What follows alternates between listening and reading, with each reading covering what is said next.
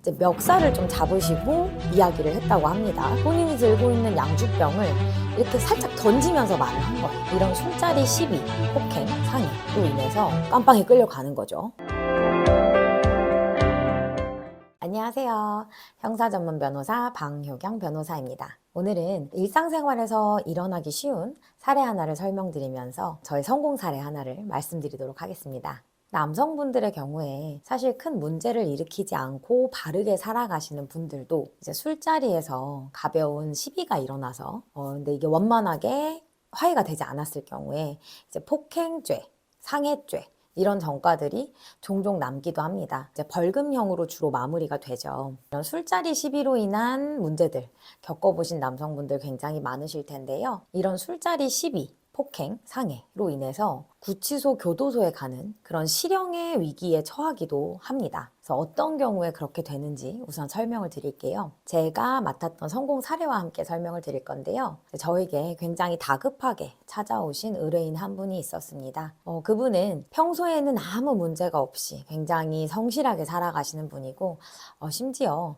수입도 좀 높으신 편이었어요. 굉장히 성실하고 어떻게 보면 멀쩡하시고 그런 분인데 이제 이분이 실형의 위기에 처하게 된 겁니다.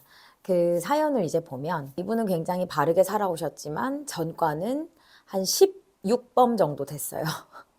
어떻게 전과 16범이 바르게 산 사람이냐 하겠는데 아까 제가 말씀드린 그런 술자리 시비 폭행만으로 16범입니다. 다른 죄는 한 번도 저지른 적이 없으시고 이제 본인도 굉장히 허심탄회하게 저에게 말씀을 하시더라고요. 내가 평소에는 정말 멀쩡한데 술만 먹으면 필름이 너무 자주 끊기고 무슨 일을 했었는지가 기억이 잘 안 나는데 항상 뭔가 문제가 좀 자주 발생한다 라는 이야기셨어요. 그래서 이제 20대 어릴 때부터 이제 쭉 조금씩 폭행상해 전과가 이렇게 쌓이게 된 거죠. 처음에는 벌금 30만 원, 50만 원, 70만 원 이렇게 약하게 시작이 되다가 이게 점점 쌓이다 보니까 이제 집행유예까지 가게 된 거죠. 이제 집행유예는 뭐냐면 많은 분들이 아시겠지만 징역형, 즉 교도소에 가야 할 실형을 살아야 할 범죄를 네가 저지르기는 했는데 한번 좀 법원에서 유예해서 지켜봐 주겠다라는 거예요. 당장 교도소에 데려가지는 않고 너가 사회생활을 하는 동안 어떻게 지내는지 한번 지켜보겠다라는 겁니다. 그래서 그런 집행유예를 받는 것이 이제 어떻게 보면 실형을 가기 직전의 상태라고 할 수 있는데요. 그런데 이런 집행유예 기간 중에 문제가 생기게 되면 어떤 불이익이 있느냐? 집행유예 기간 중에 또 어떤 범죄를 저질렀을 때 벌금형을 받게 되는 죄라면 상관없어요. 괜찮아요. 그런데 벌금형이 아니라 징역형이 나오게 된다면 그때는 다시 집행유예를 받을 수는 없습니다. 그래서 징역형의 집행유예 기간 중에 저지른 범죄에 대해서는 무죄를 받거나 아니면 벌금형으로 방어를 하거나 해야지 징역형의 집행유예가 없기 때문에 징역형을 받게 되면 바로 깜빵에 끌려가는 거죠. 그래서 이렇게 되는 굉장히 큰 불이익이 있어요. 이제 폭행의 경우와 상해의 경우를 또 이제 설명을 드리면 폭행은 피해자가 진단서를 제출하지 않으면 폭행죄입니다. 때렸다라는 사실만 있을 때. 그런데 진단서가 제출이 되면 사실 뭐 맞았다라고 이제 의사에게 설명하면서 병원 가서 치료받으면 진단서 다 떼주거든요. 2주, 3주 떼주거든요. 그거 이제 수사기관에 제출하게 되면 그때는 상해죄가 돼요. 그래서 이제 폭행 상해가 16번이 쌓여있는 상태였습니다. 그래서 징역형의 집행유예를 마지막에 받으셨고 집행유예 기간 중이었고요. 그래서 이분이 평소보다 특별히 조심히 살아오고 있으셨는데 술을 한잔 하시고 또 문제가 발생합니다. 그런데 여기서 이제 너무나 좀 안타까운 스토리가 이제 이어져요. 굉장히 조심을 하시려고 술자리도 여러 명이 갖고 이런 거를 안 하시고 취할 것 같다라는 이제 생각이 드셨을 때 혼자 집에 가시려고 나오셨다고 합니다. 근데 당시에 이제 술자리에서 먹던 양주병이 있었는데 조금 남은 양주병을 들고 나오셔서 길거리에서 마시면서 걸어가셨던 거예요. 근데 어떤 20대 남성이 저희 의뢰인에게 다가와서 선생님 집에 가셔야죠. 많이 취하신 것 같은데 하면서 이제 친절을 베풉니다. 이제 여기까지는 친절을 베푸는 건데 이제 아저씨께서 나 괜찮다. 집에 가라. 라고 하시는데도 자꾸 이 남성분이 계속 쫓아오는 거예요. 끝까지 계속 쫓아옵니다. 이쯤 되면 이제 친절을 베푸는 게 아니고 사실 이 사건에 그 20대 남성이 정말 그런 사람이었는지는 알 수 없지만 술 취한 사람들을 상대로 일부러 조금 그렇게 시비를 걸고 다니는 사람들도 종종 있어요. 합의금을 받아내기 위해서 뭔가 문제를 일부러 발생시키려고 하는 사람들도 있습니다. 물론 이 사건의 그 20대 남성이 그런 의도였는지까지는 알 수 없지만 약간 아저씨의 입장에서는 그런 것도 좀 의심이 될 수 있는 그런 상황이죠. 그런데 이제 이 20대 남성이 계속 쫓아오니까 저희 아저씨 의뢰인분께서 그만 좀 쫓아와라 라고 도망가면서 어떤 노래방에 들어가면서까지 도망을 갑니다. 따돌리려고. 근데 이 20대 남성이 그 노래방까지 따라 들어와요.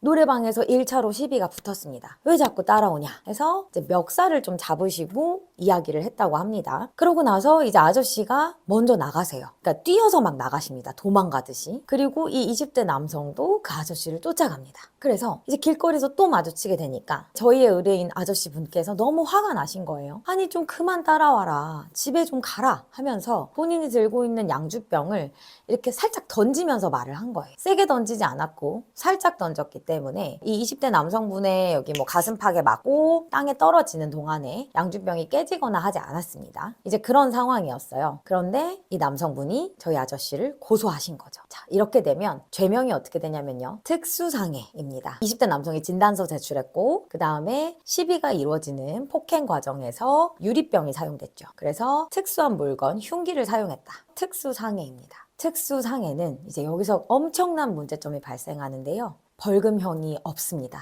아예 벌금형이 법조문에 규정되어 있지 않아요. 징역형부터 시작입니다. 그래서 특수상해는 가장 선처를 받는 것이 징역형의 집행유예예요. 근데 아까 제가 말씀드렸죠. 징역형의 집행유예 기간 중에 발생한 범죄로 처벌을 받을 때 다시 집행유예를 받을 수 없다. 이 아저씨 분께서는 집행유예를 다시 받을 수가 없는 상황이에요. 특수상해로 이어지게 되면 그대로 실형을 살게 되는 이런 위기에 처하시게 된 거죠. 저에게 이제 찾아오셨을 때 솔루션을 드립니다. 일단은 특수상해라는 죄명이 유지가 됐을 때에는 절대로 이것을 좋게 방어하는 방법은 없다. 실형의 기간을 낮추는 정도밖에 없고 교도소에 가지 않는 방법은 결국에 없기 때문에 이거는 죄명을 바꿔야 된다. 특수상해를 무죄를 받던지 아니면 특수상해 죄명을 특수폭행으로 바꾸면 벌금형으로 바꿀 수 있습니다. 자, 그러면 일단 무죄는 받기가 어려워요. 왜냐하면 폭행하는 장면이나 이런 것들이 뭐 CCTV나 이런 증거들로 다 확보가 되어 있는 상태이기 때문에 내가 이 사람을 때렸다는 사실은 팩트고 유리병이 그 사이에 사용된 것도 팩트죠. 그래서 특수, 폭행이 있었던 사실은 더 이상 이것은 바꿀 수가 없는 상태예요. 증거가 이미 너무나 충분히 있었기 때문에. 그럼 여기서 특수상해를 특수폭행으로 바꾸는 방법은 피해자가 제출한 진단서의 효력을 부정하면 됩니다. 진단서의 효력을 부정하는 방법은 쉬운 일은 아닌데요. 저는 그것을 해낸 거죠. 저희 사건에서 이제 사실조회를 거칩니다. 즉 피해자가 진단서를 제출하고 이제 진찰을 받았던 그 의사에게 저희가 사실조회를 요청을 해서 피해자가 이 진단서를 끄는 후에 얼마나 어떤 치료를 몇 회에 걸쳐서 받았는지 또 처음에 받은 약을 제외하고 추가적인 약을 받은 적이 있는지 이런 치료에 대한 내용들을 이제 꼼꼼하게 물어보게 됩니다. 뭐 치료의 종류나 기타 등등 모든 것들을 그랬는데 이제 사실조회 회신 결과가 왔는데 진단서를 끄는 날 외에는 한 번도 치료를 받지 않았다는 사실이 이제 사실조회를 통해서 밝혀집니다. 그래서 저는 이 사실을 토대로 해서 진단서라는 것은 물론 높은 증명력을 가지는 증거는 맞지만 피해자의 진술에 따라서 의사가 판단하는 것이기 때문에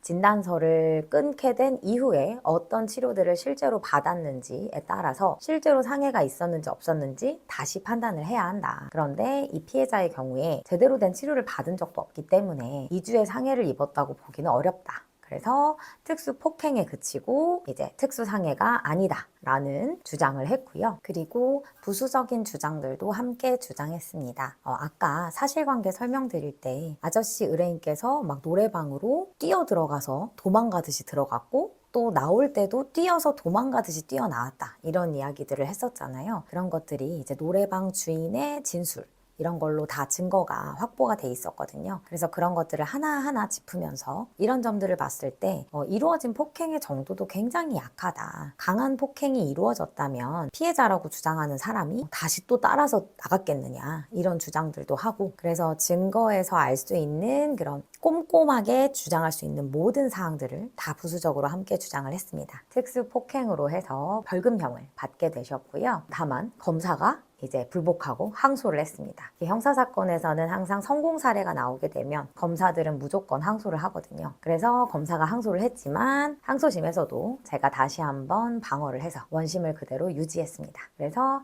특수폭행으로 벌금형에 그치게 되었고, 이제 실형의 위기를 벗어나게 되셨고, 아직까지도 사회에서 잘 살고 계십니다. 그리고 그때 이후로 정말 많은 마음고생을 하셔서 지금은 금주 프로그램을 열심히 다니셔서 금주를 하셨다고 합니다. 아내분께서 저에게 굉장히 고맙다고 많이 말하는 사건이고요. 저희 의뢰인분도 저에게 종종 연락을 하셔서 항상 감사하다고 연락을 하는 케이스입니다. 네, 이렇게 방변의 성공 사례와 함께 일상생활에서 일어날 법한 사례 하나를 소개해드렸습니다. 이렇듯이 별거 아닐 수 있는 일도 당사자의 전과나 상황에 따라서 정말 위기에 처할 수도 있다라는 점을 꼭 명심하시고요. 일상을 살아가면서 어떤 일이 발생했을 때 법률 전문가의 도움을 받는 것은 필수입니다. 무슨 일이 생기시면 센언니 방변에게 상담 받아오시고 변호사 선임이 필요한 사건인지 아닌지, 어떻게 대응해야 하는지 꼭 상담을 받아보시기 바랍니다. 그러면 다음 영상에서 뵙겠습니다.